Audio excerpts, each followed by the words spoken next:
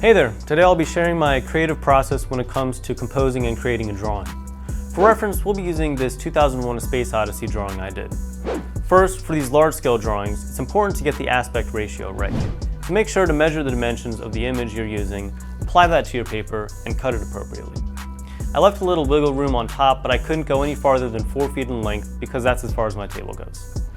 This drawing is a perfect example to show composition because I used 2 separate images for this piece and combined them together.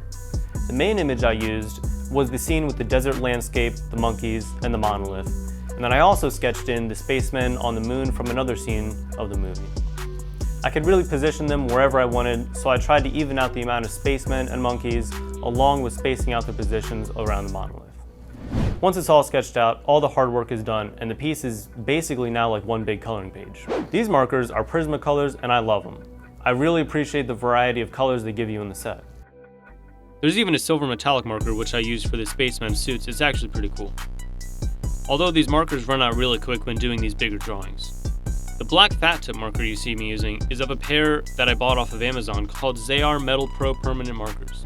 Apparently they'll draw on anything like glass or metal, but I only use them for drawing on paper. For the more fine detailed blacks, I use these fine liners which have a variety of tips.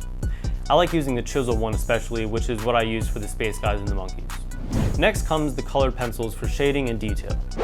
I've had these colored pencils for a while and they're nothing special, just a simple U brand set, but they'll do the trick for this project. The colored pencils are the most tiring part of the process, but it's worth it once it's complete. Have fun drawing.